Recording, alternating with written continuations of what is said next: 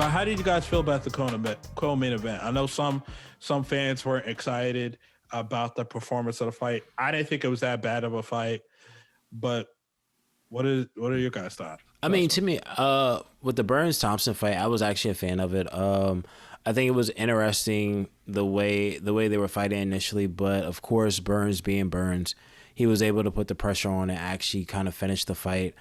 I think at some point he was having some problems. I think with Burns a little bit. Well, Thompson was.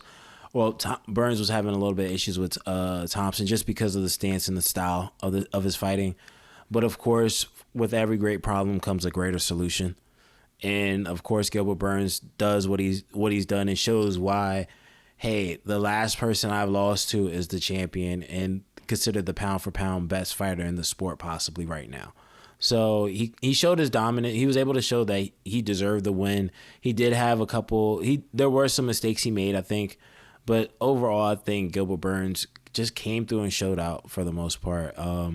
He did challenge anybody that is within his division, which I think was a smart move because he knows he can't go for the belt right away. I think unfortunately for Wonderboy Thompson, I think this has closed the chapter on his run in terms of like his career. I think at this point he has to accept that there won't be a run for the belt ever again, especially at this age because he's 38.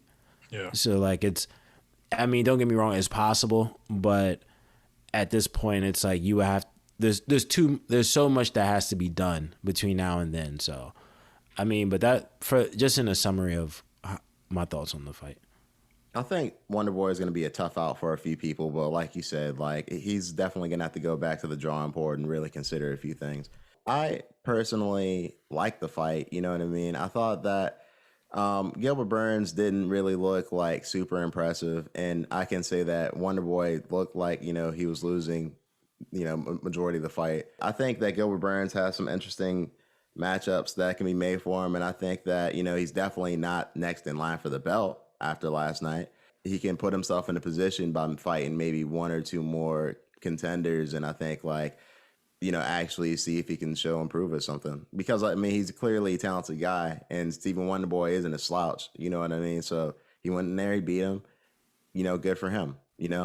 Wasn't anything super impressive, but it was a good fight.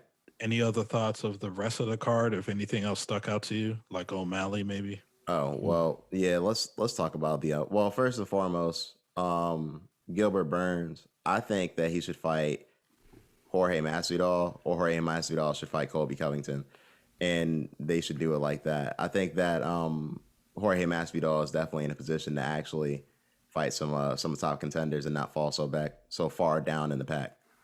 Yeah, I mean, I think Jorge Masvidal would be a good matchup between the two. I'm not sure. I personally don't think Jorge Masvidal is going to beat Burns, just because I mean, based on what we've seen from Masvidal in the past few fights compared to what we've seen from Gilbert Burns in the past few fights, I don't really see. I think it would be an entertaining fight just because of matchups, but I don't. I wouldn't be surprised if Jorge Masvidal gets Sprite canned again. Yeah, he has potential to in that fight. It can happen. Yeah. Like it's not like you're going. In this case, you're fighting someone that's definitely willing to strike with you, and you might get Sprite canned similar to what you did against Usman. So, I mean, I think it's a good fight, but other than that, like I know he did call out Nate.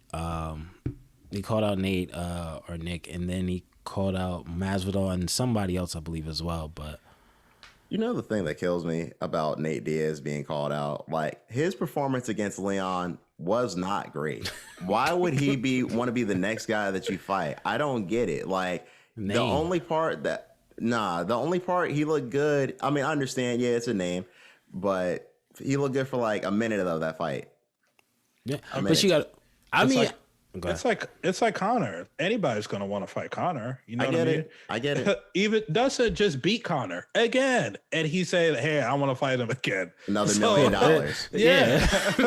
I mean, you look at when you look at the Dustin Conor situation perfectly, right? He knocked out Conor in the second fight, had the opportunity to fight for the belt, and said no. I'm going to fight this man for a third time for a payday. I get it.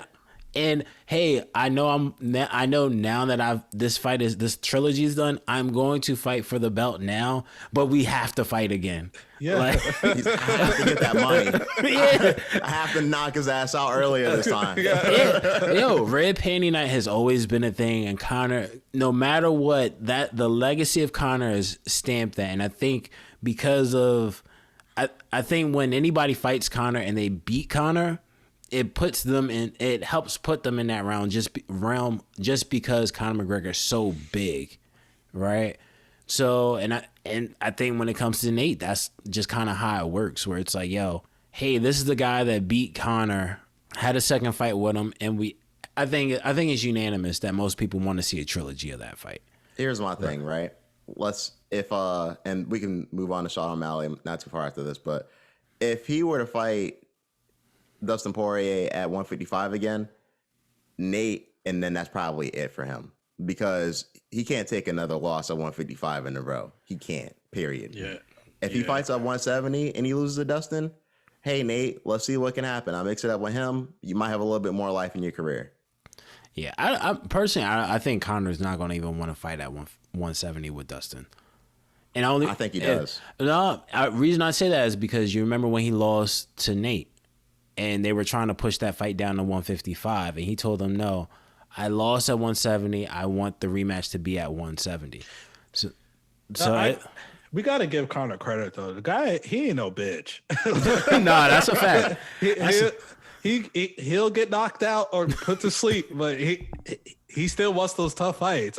So you got to give him credit for that. Yeah, exactly. And that's the thing where it's like, when you see someone with that type of heart, you know, like, hey, this guy, no matter what, win, lose, or draw, we know he's here to fight. Similar to the opponent that Sean O'Malley had. Yes. Yeah. Like, to see more from us, please subscribe to our YouTube at The Highly Advised Podcast, or you can follow us on Instagram at The Highly Advised Podcast, or if you want to keep up with us on your daily feed through Twitter, check out Advise Highly.